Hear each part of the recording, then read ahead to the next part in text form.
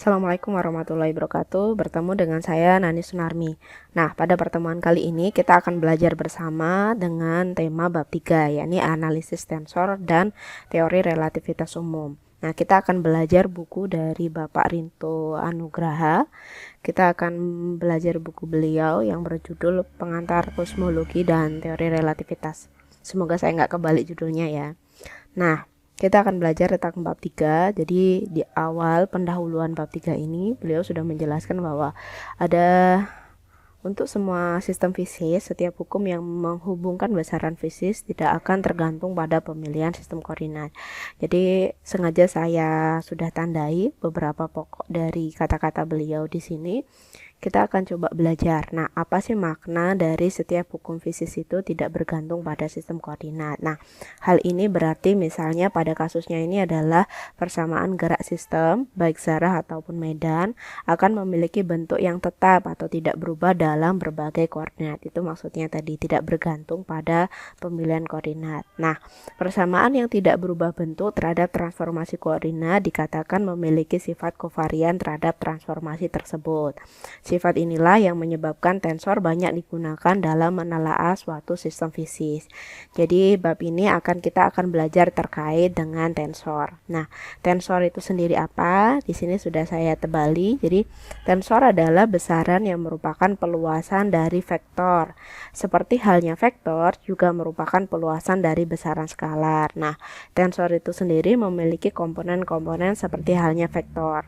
Kemudian besaran vektor itu kan sangat penting di dalam fisika karena menyatakan objek dengan kaidah-kaidah yang tetap sama meskipun kerangka acuan yang dipilihnya berubah-ubah. Nah, perubahan kerangka acuan ini menyebabkan nilai dari komponen tensornya berubah, tetapi kaidah-kaidah yang berlaku bagi komponen tensor tersebut tidak berubah. Nah, sebab selanjutnya adalah teori relativitas umum. Jadi teori relativitas umum adalah salah satu teori dalam fisika modern yang cukup besar peranannya dalam menerangkan struktur ruang waktu jagat raya. Nah, untuk memahami dari teori ini kita akan memiliki persyaratan matematis yang berupa analisis tensor. Nah, karena itulah dalam hal penyajian analisisnya kita akan memahami dulu terkait dengan tensor untuk bisa memahami atau menjadi jembatan untuk memahami teori relativitas umum. Nah, kita mulai dengan mengenali analisis ruang Riemann. Jadi kita akan belajar analisis ruang Riemann. Pada pasal ini akan diuraikan landasan formatif matematis hukum gravitasi dari Einstein. Dimulai dari penjelasan terkait skalar, vektor, dan tensor. Nah, kita mulai dari sub-bab pertama yakni skalar, vektor, dan tensor.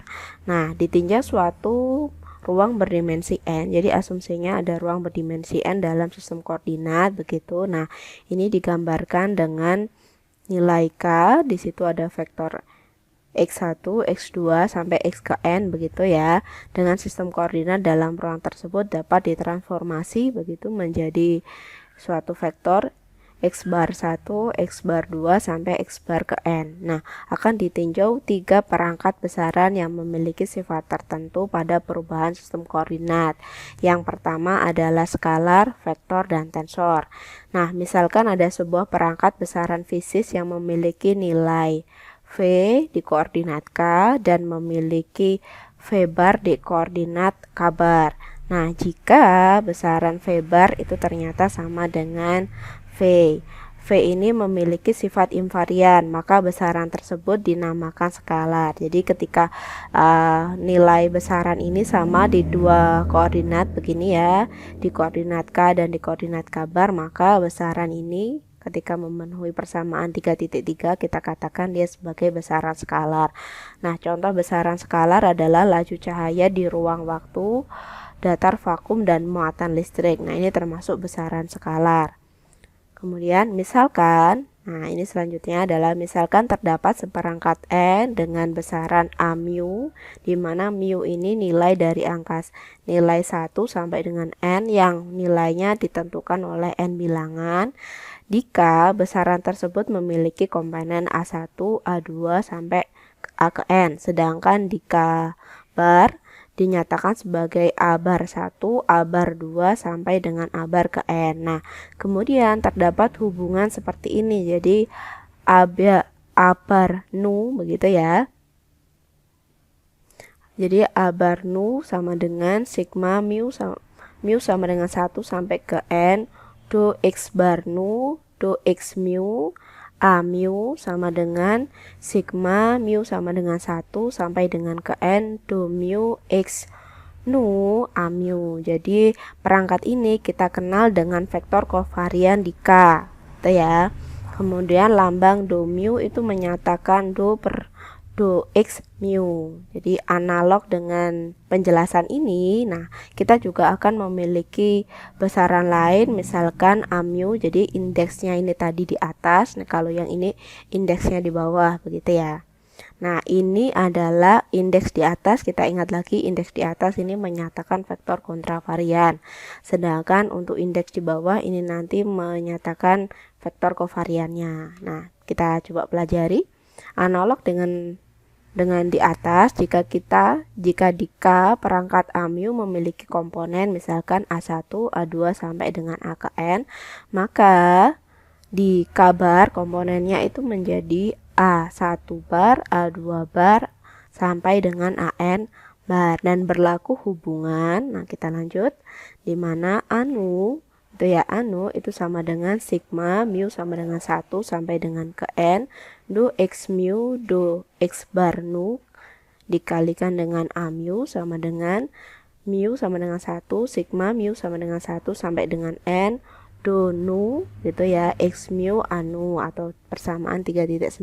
Nah, A mu ini disebut dengan komponen kovarian di K, sedangkan lambang do mu bar itu menyatakan turunan begitu ya, turunan parsial per do X bar mu. Nah, dari pengertian di atas, vektor adalah besaran yang lambang komponennya memiliki satu indeks. Jika indeksnya terletak di bawah, kita sebut sebagai kontravarian, begitu ya.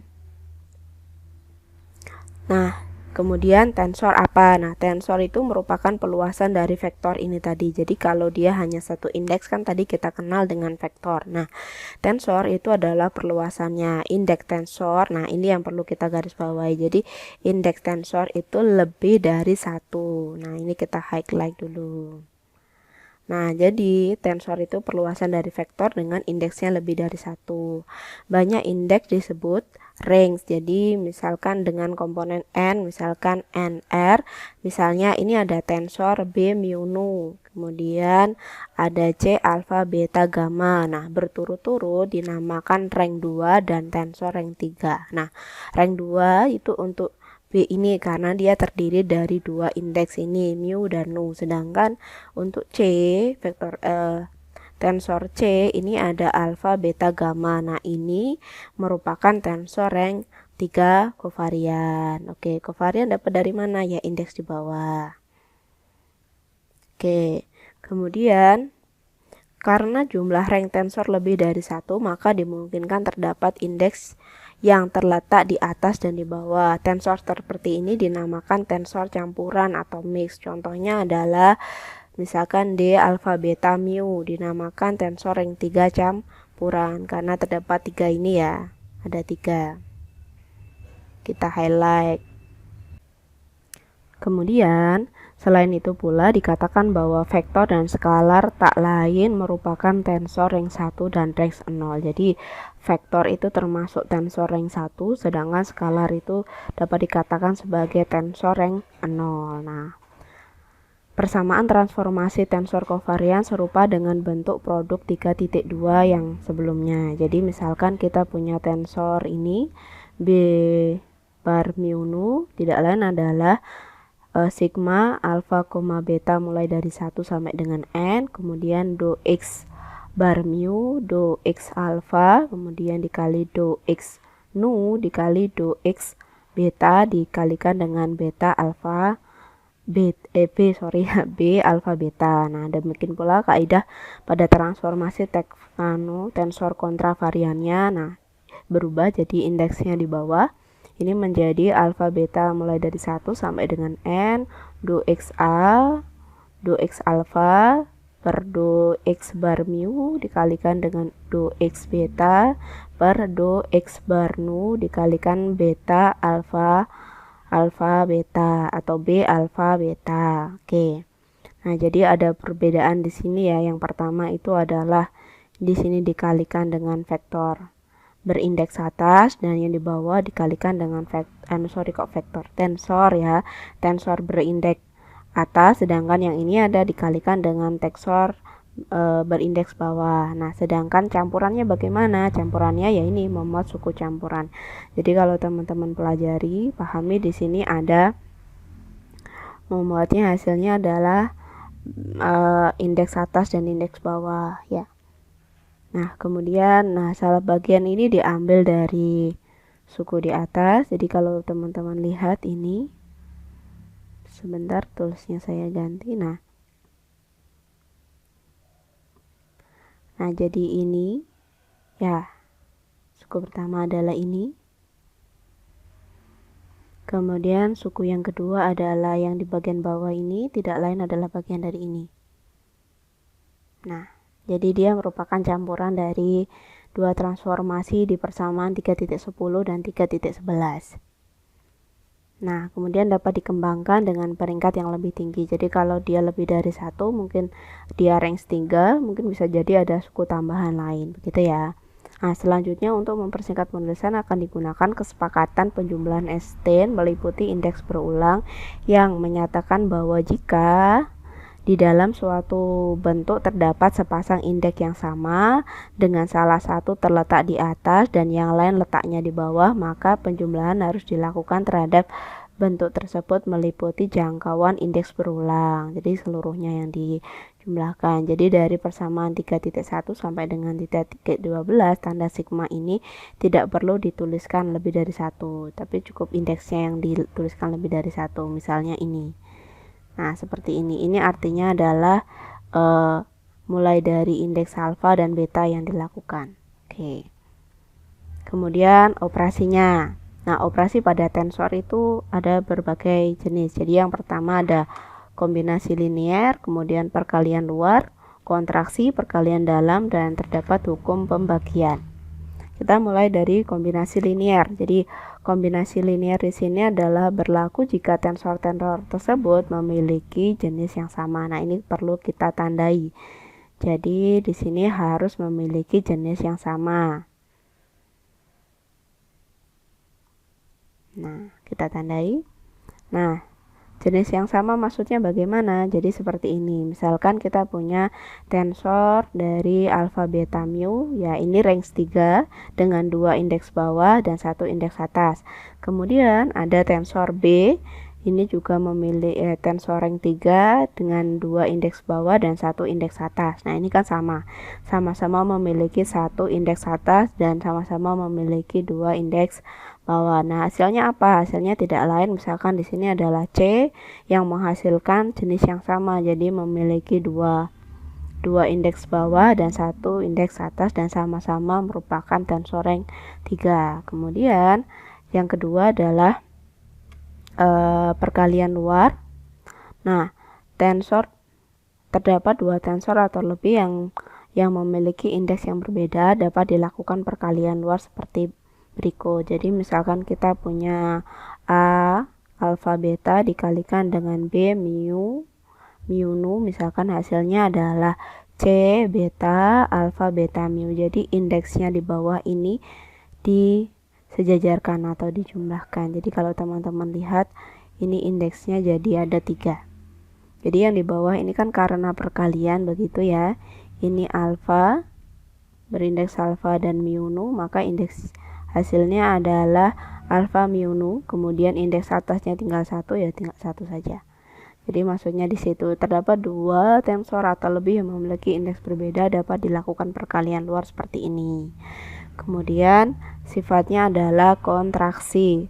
Proses menyamakan sepasang atau lebih persamaan indeks kovarian dan kontravarian sebagai berikut. Misalkan di sini ada C beta alfa mu nu, atau kalau saya baca mulai indeks bawah ya, C alfa mu nu beta.